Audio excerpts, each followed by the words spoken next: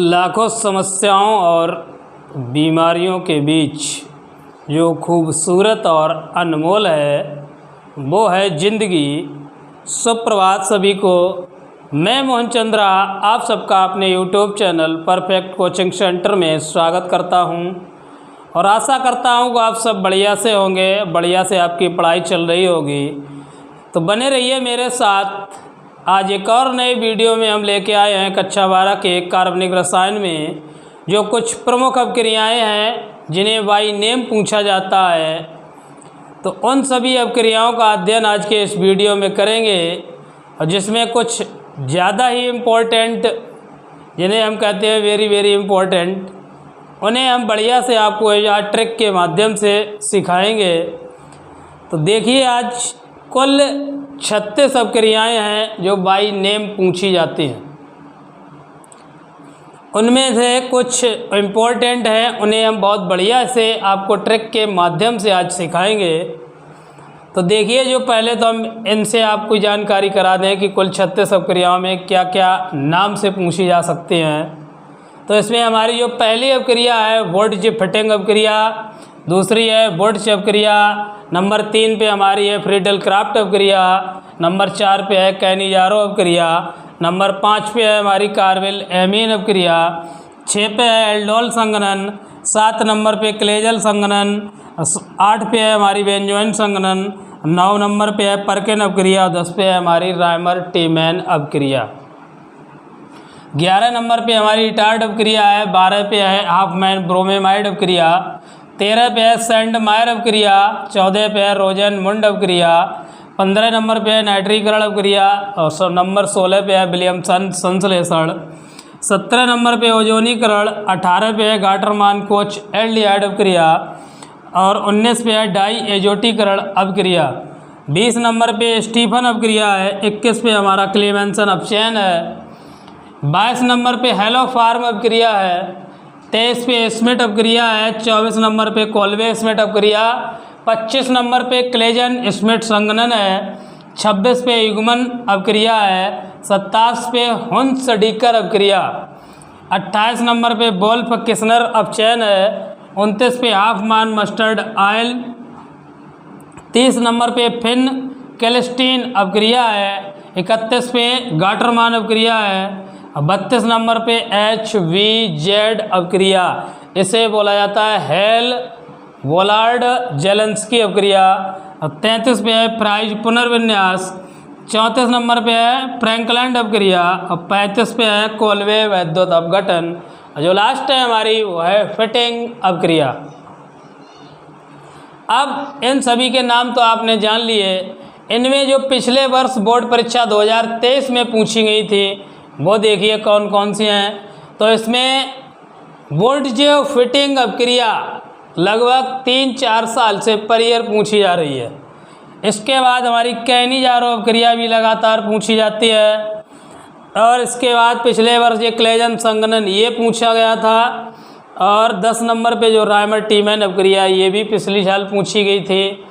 जो 13 नंबर पे आपको दिख रही है सैंडमायर अपक्रिया ये भी पूछी गई थी। इसके बाद है हमारी रोजन मुंड ये भी पिछली साल पूछी गई थी। इसके बाद विलियमसन संश्लेषण ये भी पूछी गई थी और गाटरमान कोच एल्डिहाइड, इसके बाद कोल्वे स्मिट अपक्रिया और लास्ट में पूछी गई थी फिटिंग अपक्रिया। तो ये बाई डिस्ट्रिक्ट से पूछी जाती हैं अलग अलग। तो इनमें से आपको 2 या 3 बाई नेम पूछी जाती हैं पर ईयर। पिछली वर्ष इटावा में तो बहुत ज़्यादा अपक्रिया ही पूछी गई थी, 10 नंबर में थी लगभग। तो इनमें आपको जो भी इम्पोर्टेंट है भाई हम आपको बढ़िया से ट्रिक के माध्यम से सिखाएंगे। तो वीडियो में लगातार बने रहिए और फर्स्ट पेपर और सेकंड पेपर के जो भी वीडियो है अगर उसमें आपको कोई समस्या आ रही है जहाँ पे भी, तो इस वीडियो के डिस्क्रिप्शन बॉक्स में हमने लिंक दे रखी है सभी वीडियोज की। तो आप वहाँ पे जाके जो अभी आपकी समस्या है उसे सॉल्व कर सकते हैं। इसके बाद भी अगर आपको कोई समस्या है तो जो हमारा पर्सनल नंबर है मोबाइल नंबर उसे आप नोट कर लीजिए। चाहे जब कोई भी किसी प्रकार की समस्या हो, वो फिजिक्स में हो या केमिस्ट्री में हो आपको या मैथ में हो, हिंदी हो या इंग्लिश, आप हमसे डायरेक्ट पूछ सकते हैं। नंबर मेरा है, नोट कर लीजिए, यहीं पे लिखे देता हूँ 8853243603। नोट कर लीजिए सभी, 8853243603। किसी प्रकार की किसी भी सब्जेक्ट में आपको समस्या है तो आप हमारे कांटेक्ट नंबर पे संपर्क कर सकते हैं, या किसी प्रकार का क्वेश्चन डिटेल है तो उसे व्हाट्सएप पे सेंड कर सकते हैं। ये नोट करना चाहें तो जल्दी से नोट कर लें या स्क्रीनशॉट ले लें। इसके बाद में चलते हैं, एक तरफ से आपको समझाएंगे जो भी हमारी इम्पोर्टेंट अपक्रियाएँ हैं उन्हें।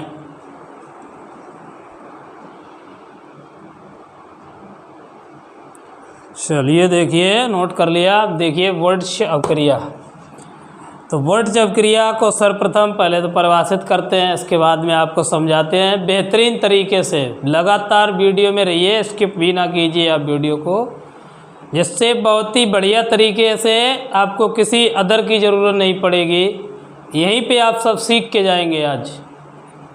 तो वर्ड्स अपक्रिया क्या होती है कि जब एल्किल हैलाइड के दो अणुओं को शुष्क ईथर, क्या हमने बताया कि जब एल्किल हैलाइड के दो अणुओं को शुष्क ईथर की उपस्थिति में सोडियम धातु के साथ अपक्रिया कराते हैं तो हमें एल्केन प्राप्त होती है। रिपीट करते हैं कि जब दो एल्किल हैलाइड के अणुओं को शुष्क ईथर की उपस्थिति में सोडियम धातु के साथ अपक्रिया कराते हैं तो हमें एल्केन प्राप्त होता है। यह अपक्रिया वर्ड्स अपक्रिया कहलाती है। परिभाषा हम लिखे देते हैं, आप कॉपी पेन लेके बैठिए और नोट भी करिए साथ साथ, और बेटर से अच्छा समझ में आएगा आपको।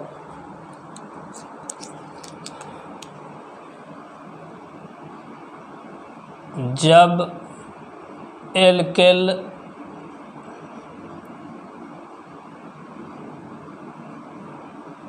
हैलाइड के दो अणुओं को शुष्क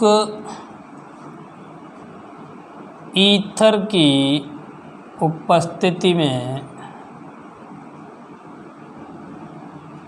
सोडियम धातु के साथ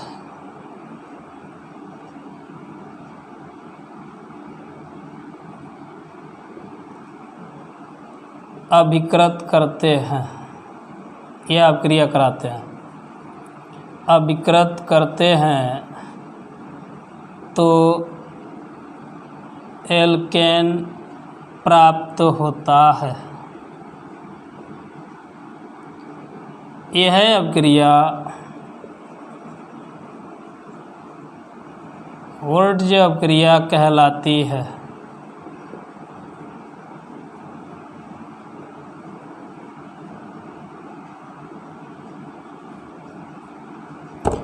फॉर एग्जाम्पल, अब एल्किल हैलाइड के दो अणु, पहले तो आपको एल्किल हैलाइड एक सामान्य अपक्रिया लिखते हैं पहले हम।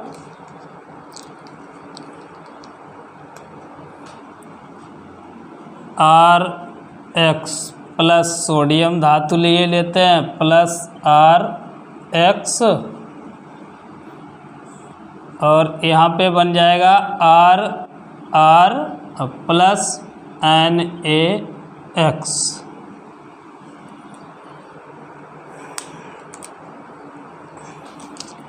अब जहाँ पे R क्या है, R आपको पता होना चाहिए क्या है, एल्किल समूह।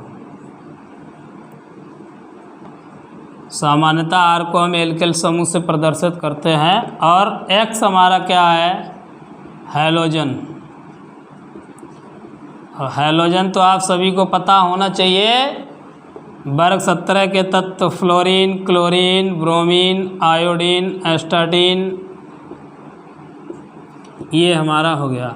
अब इस अपक्रिया में देखिए आपको कि अब समझिए बढ़िया से यहाँ से कि जो हमारा R और R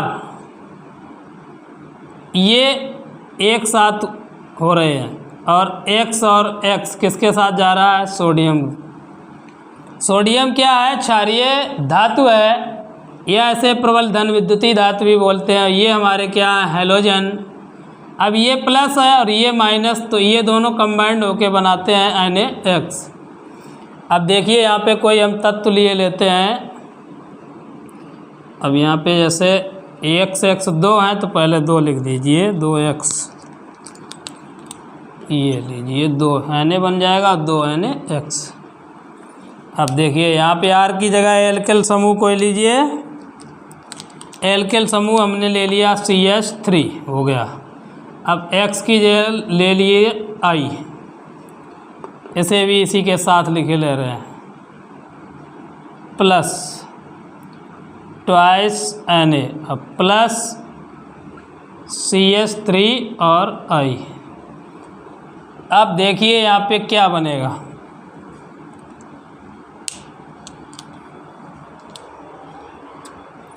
या ऐसे इस प्रकार लिखते हैं, देखिए आप रुक जाइए, समझ में अच्छे से आ जाएगा। इससे इस तरीके से लिखे ले रहे I और CH3। अब ज़्यादा बढ़िया तरीके से समझ में आएगा। अब देखिए कि यहाँ पे R क्या है आपका? CH3 है दोनों जगह, तो R बनेगा। शेष जो ही देखिए ये भाग, ये वाला अलग हो रहा है, तो क्या बनेगा आपका? 2 Na और I, और शेष क्या है? CH3 और CH3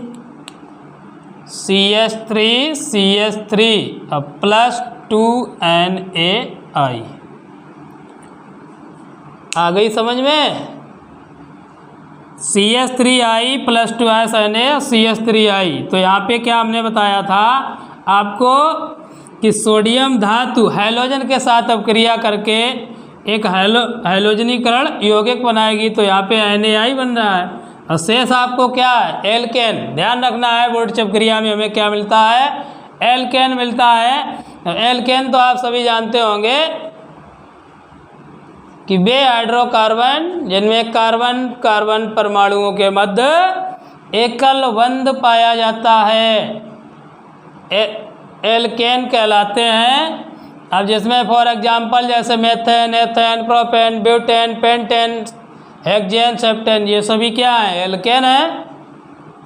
तो यहाँ पे मेथिल आयोडाइड की क्रिया हमने सोडियम धातु से कराई, तो हमें एथेन प्राप्त हुआ प्लस सोडियम आयोडाइड। चलिए इनके नाम भी लिखे देते हैं हम, मेथिल आयोडाइड।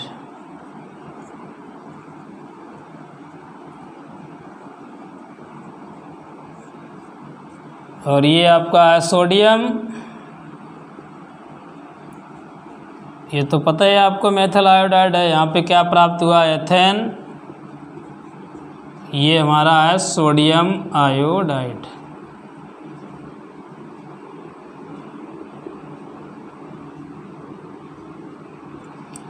कीजिए जल्दी से नोट, समझ में आ गई होगी लगभग सभी के।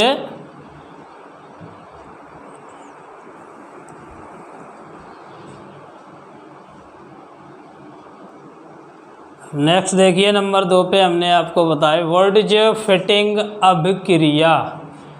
जैसी वोल्टेज अपक्रिया है वैसे ही यही है वोल्टेज फिटिंग अपक्रिया। यहाँ वहाँ पे क्या हमने आपको बताया था कि एल्किल हैलाइड के 2 अणु, यहाँ पे क्या होगा कि एक अणु एल्किल हैलाइड का होगा और हमारा दूसरा अणु जो होगा वो एरिल हैलाइड का होगा, और बाकी प्रोसेस सेम रहेगा कि शुष्क ईथर की प्रेजेंस रहेगी और सोडियम धातु से अपक्रिया होगी, और आप यहाँ पर आपको एरिल एल्किल हैलाइड प्राप्त होगा।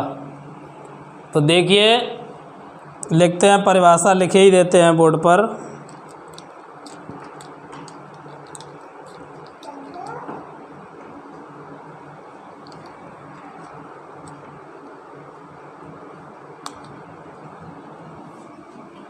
वह अपक्रिया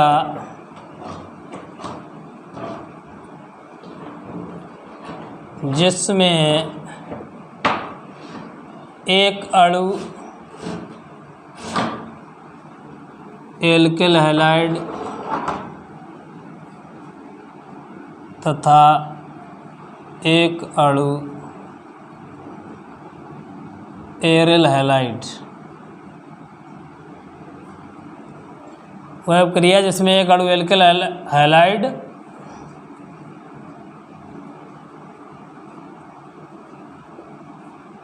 तथा एक अणु एरिल हैलाइड का या हैलाइड के साथ शुष्क ईथर की उपस्थिति में सोडियम धातु से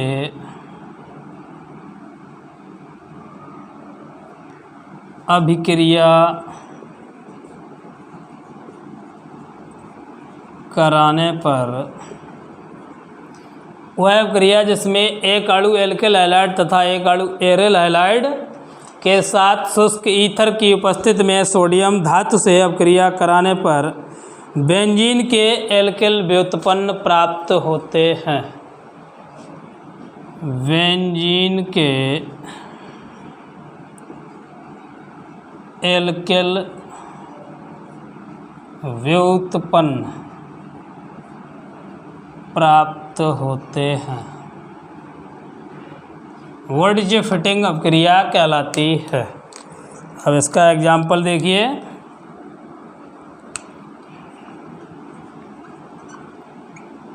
जैसे हम लिए लेते हैं आइडोबेंजीन C6H5I प्लस सोडियम धातु Na प्लस एक एल्किल हैलाइड ले लिए मेथिल आयोडाइड। अब देखिए यहाँ पे क्या प्राप्त होगा हमें। सर्वप्रथम लिखा है बेंजीन के एल्किल व्युत्पन्न। अब देखिए ये हैलोजन और क्षार धातु अलग हो जाएगी, मिलके बनाएगी सोडियम आयोडाइड और शेष हमारे पास बचेगा टॉलुएन, जिसे क्या बोलते हैं डेरिवेटिव ऑफ बेंजीन। तो देखिए C6H5CH3 यही तो बचा है हमारे पास C6H5CH3। शेष क्या है NaI। अब इसे संतुलित करते हैं तो I एक और एक कितना है 2, तो यहाँ 2 से मल्टीप्लाई करते हैं। अब Na हमारा कितना हो गया 2, तो यहाँ 2 से गुणा, बस बन गई टॉलुएन। का नाम लिखे देते हैं आइडोबेंजीन।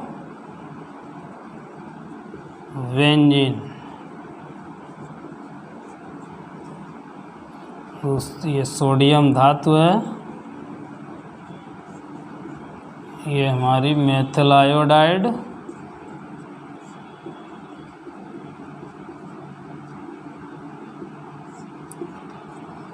ये टॉलुएन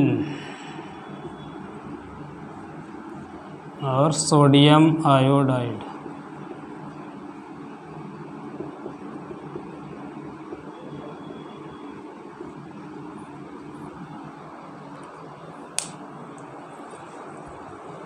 कीजिए नोट जल्दी से।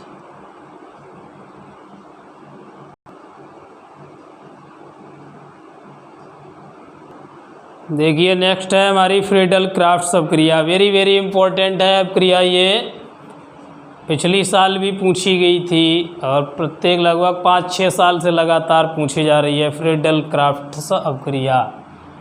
और इसे बढ़िया से समझिएगा आप सब और लगे रहिए, मेहनत करते रहिए लगातार। तो 90-95 नंबर लाना कोई बड़ी बात नहीं है केमिस्ट्री में, केवल आप कंटिन्यू मेहनत करते रहिए। वो है कि जो पानी से नहाएगा वो सिर्फ लिबास बदलेगा, लिबास, और जो पसीने से नहाएगा वो इतिहास बदलेगा। तो ध्यान रखना ये मेरा स्टेटमेंट कि जो पानी से नहाएगा वो सिर्फ लिबास ये कपड़े बदलेगा, और जो पसीने से नहाएगा वो पूरा इतिहास ही बदल देगा। इसलिए लगातार लगे रहिए मेहनत के साथ।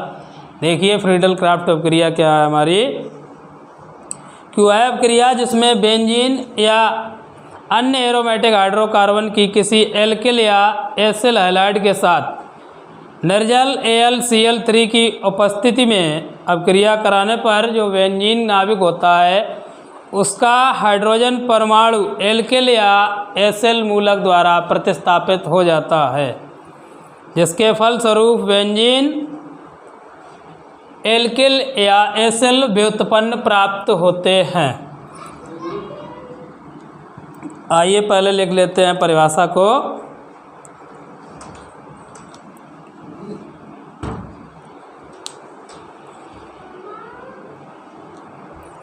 ये देखिए वह है अभिक्रिया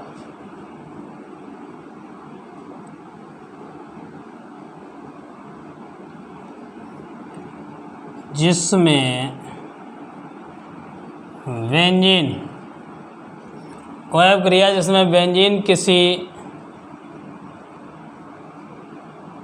एल्किल या एसिल हैलाइड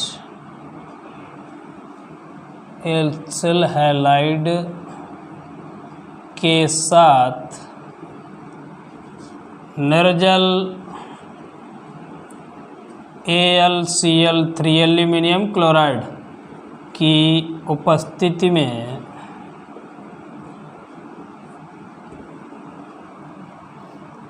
अभिक्रिया कराने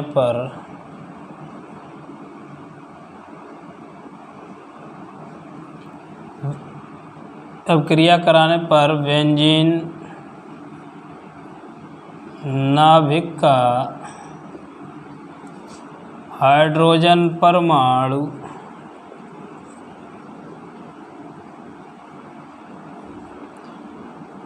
एल्किल या एसिल समूह द्वारा प्रतिस्थापित हो जाता है।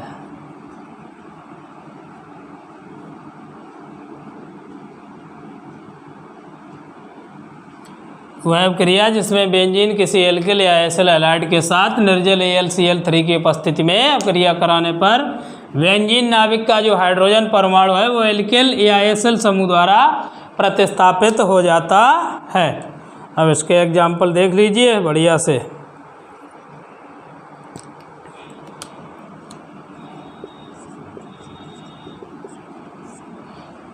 क्या लिखा है कि एल्किल या एसिल, तो सर्वप्रथम हम इसका एल्किल से ही कराते हैं। तो यहाँ पे देखिए benzene C6H6 plus alkyl halide क्या है ये लिए लेते हैं हम CH3 और I, या CH3Cl ले लो, कुछ भी ले लो, मेथिल क्लोराइड। अब क्या लिखा है यहाँ पे देखिए कि बेंजीन नाभिक का हाइड्रोजन परमाणु एल्किल या एसिल समूह द्वारा। अब एल्किल समूह हमारे पास क्या है CH3 है, तो ये CH3 यहाँ से एक हाइड्रोजन परमाणु को विस्थापित करने के पश्चात खुद यहाँ पे क्या हो जाएगा प्रतिस्थापित। तो देखिए यहाँ से जब एक हाइड्रोजन परमाणु आप कम करेंगे तो क्या बचेगा C6H5 और क्या ऐड हो रहा है एल्किल समूह CH3। अब एक हाइड्रोजन बचा हमारे पास यहाँ से और क्या बचा Cl, तो ये बन जाएगा हमारा HCl। दोबारा से देखिए अब क्रिया को क्या लिखा है कि बेंजीन नाभिक का हाइड्रोजन परमाणु, यहाँ से एक हाइड्रोजन परमाणु को विस्थापित करना है, आपको अलग करना है बिल्कुल। तो यहाँ से जब हाइड्रोजन परमाणु अलग होगा तो क्या बचेगा C6 बचेगा, H5 बचेगा, और CH3 इसके साथ जब ऐड होगा तो C6H5CH3, शेष बचा हमारे पास यहाँ H और यहाँ क्या बचा Cl, तो बन जाएगा HCl। इनके नाम लिखे देते हैं हम, बेंजीन मेथिल क्लोराइड,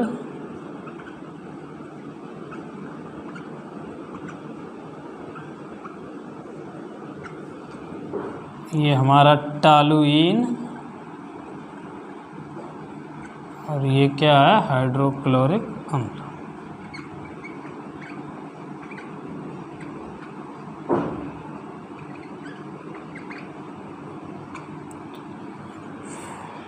कीजिए नोट जल्दी से।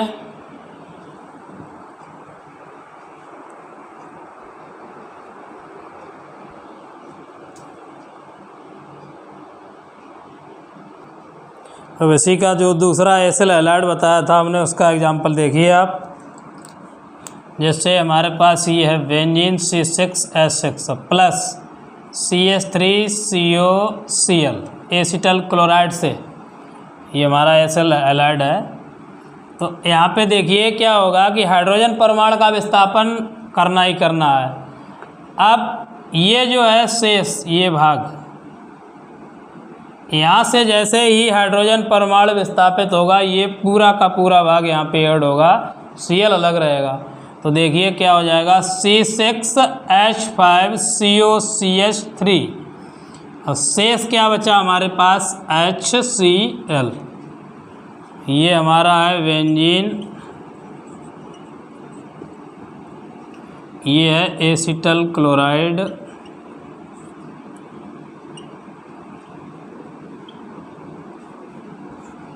ये हमारा है एसिटोफिनान,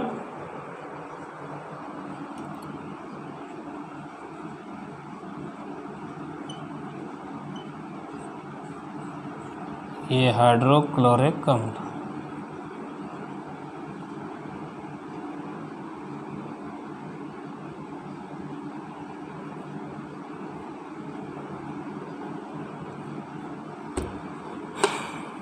ऐसे रंग में भी आप लिख सकते हैं। देखिए रंग में भी बता दें कि वलय के रूप में बेंजीन वलय ये है, बेंजीन हमारी प्लस CH3COCl, यहाँ से ऑर्थो पोजीशन से क्या होगा, हाइड्रोजन का विस्थापन, तो बन जाएगा हमारा एसिटोफिनान। यहाँ पे ऐड कर दीजिए COCH3 और प्लस क्या बचेगा, HCl। नोट कीजिए जल्दी से, जो आपको उचित लगे वो परीक्षा में कर लिख देना है।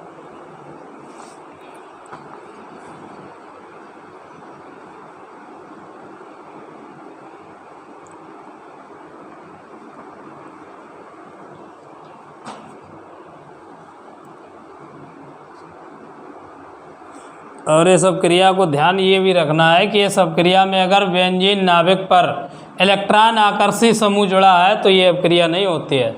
इलेक्ट्रॉन आकर्षी समूह, जैसे इलेक्ट्रॉन आकर्षी समूह में स्पेशली जैसे NO2 है हमारा, COOH कार्बोक्सी ग्रुप, या सल्फोनिक SO3H या साइनाइड CN, ये सभी क्या हैं, इलेक्ट्रॉन आकर्षी समूह है। अगर ये बेंजीन नाभिक पे जुड़े हैं तो ये अब क्रिया नहीं होगी। कीजिए नोट कीजिए, अगली देखते हैं नेक्स्ट।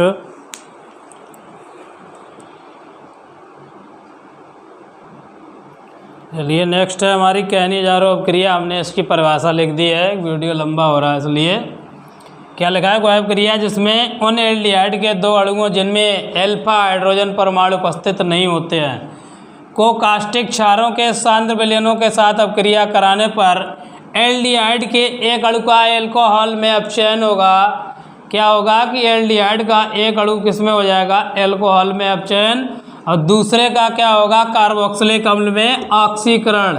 यहाँ पे ऑक्सीजन का योग होगा, यहाँ पे हाइड्रोजन का, और मिलकर क्या बनाएंगे, लवण। अब जिसमें सोडियम या पोटेशियम कोई लवण हो सकता है। तो एग्जाम्पल से ज़्यादा बेस्ट समझ में आएगी आपको। देखिए कहनी जा रही क्रिया, ये एल्डिहाइड है तो ले HCHO, ये हो गया एल्डिहाइड। क्या लिखा है, दो अणु, तो इसके दो अणु लेते हैं हम, कास्टिक क्षार में लिए लेते हैं कास्टिक सोडा, सोडियम हाइड्रोक्साइड। तो देखिए क्या बताया है पहले कि एक अणु का एल्कोहल में अपचयन। अब एक अणु का एल्कोहल में अपचयन होगा तो CH3OH बनेगा। क्या बनेगा, CH3 मेथनॉल या मेथिल अल्कोहल। और शेष जो बचा है क्या बचेगा यहाँ पर, कार्बोक्सिलिक बचा है, कार्बोक्सिलिक। तो HCOONA ये हमारा प्लस और ये भाग कैसा है, माइनस। नोट कीजिए।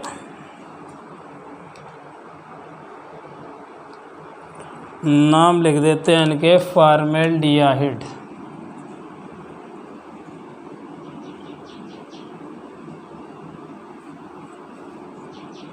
इसका है सोडियम हाइड्रोक्साइड।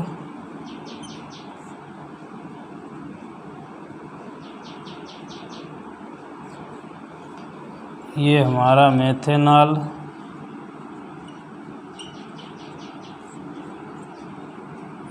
ये है सोडियम एसीटेट।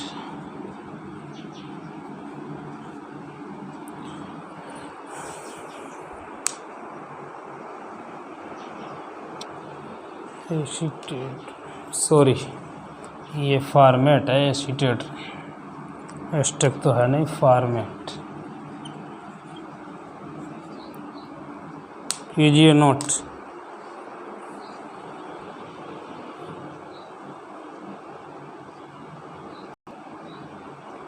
चलिए देखिए, नेक्स्ट है हमारी कार्बोलैमीन अपक्रिया। वह अपक्रिया जिसमें एलिफैटिक या एरोमेटिक एमीन को एल्कोहलीय KOH की उपस्थिति में क्लोरोफॉर्म की कुछ बूंदों के साथ गर्म करने पर फेनिल आइसोसाइनाइड प्राप्त होता है, कार्बोलैमीन अपक्रिया कहलाती है। देखिए दोबारा से, इम्पोर्टेंट है कि वह अपक्रिया जिसमें एलिफैटिक या एरोमेटिक प्राथमिक एमीन को एल्कोहलीय KOH की उपस्थिति में क्लोरोफॉर्म की कुछ बूंदों के साथ गर्म करने पर फेनिल आइसोसाइनाइड, ये तीव्र दुर्गंधयुक्त पदार्थ होता है, तीव्र दुर्गंधयुक्त फेनिल आइसोसाइनाइड प्राप्त होता है। एग्जाम्पल देखिए इसका, एग्जाम्पल। अब एरोमेटिक प्राथमिक एमीन में हम लिए लेते हैं एनिलीन C6H5NH2, और क्या लिखा है जिसमें एलिफैटिक KOH और क्लोरोफॉर्म, तो हमारा क्लोरोफॉर्म CHCl3 और KOH। क्या प्राप्त हो रहा है, आइसोसाइनाइड। सर्वप्रथम फेनिल आइसोसाइनाइड बराबर में हमें मिलेगा C6H5NC और पोटेशियम क्लोराइड KCl, शेष क्या बचेगा, जल। ऐसे संतुलित कर लेते हैं। Cl यहाँ पे 1 है, यहाँ पे 3 है, तो 3 का गुणा। अब यहाँ पे K पोटेशियम हमारा 3 हो गया, तो इधर भी 3 का गुणा। अब O कितना हो गया, 3, इधर भी 3 गैस 2O हो गई संतुलित अपक्रिया। ये है हमारा एनिलीन, ये है क्लोरोफॉर्म, ये है हमारा क्षार पोटेशियम हाइड्रोक्साइड।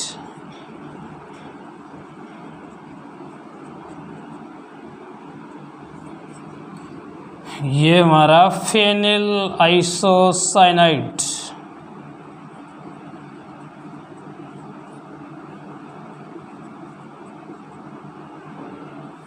शेष पोटेशियम क्लोराइड और जल। कीजिए नोट। एक दूसरी और इसका देखिए, मेथिलेमीन से करा के दिखाते हैं आपको। मेथिलेमीन CH3NH2, सेम ऐसा ही होगी कि क्लोरोफॉर्म और क्या हो जाएगा, KOH, बिल्कुल सेम अपक्रिया होगी। क्या प्राप्त होगा, CH3NC plus KCl plus H2O। संतुलित कर देते हैं इसी प्रकार इसको भी। अब हमें मेथिलेमीन से जब अपक्रिया कराई है, देखिए क्या मिला, मेथिल आइसोसाइनाइड।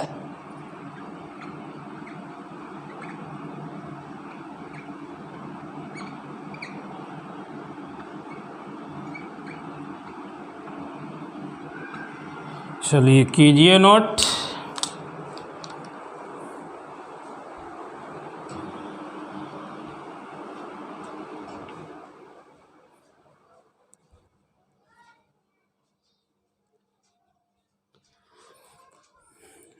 आज के वीडियो में बस इतना ही। मिलते हैं अगले वीडियो में। अगर आपको किसी प्रकार की ऑर्गेनिक या इनऑर्गेनिक केमिस्ट्री में किसी प्रकार की कोई भी समस्या आ रही है तो हमने अभी आपको पहले भी नंबर दिया था, फिर नोट कर लीजिए कि हमारा जो नंबर है 8853243603। अगर किसी प्रकार का कोई क्वेश्चन आपसे हल नहीं हो रहा है तो आप व्हाट्सएप कर सकते हैं, हमें डायरेक्ट कॉल कर सकते हैं। कर लीजिए नोट। नेक्स्ट अगले वीडियो में फिर मिलते हैं। आज के लिए बस इतना ही। अगर वीडियो अच्छा लगे तो प्लीज़ लाइक, सब्सक्राइब और शेयर। धन्यवाद।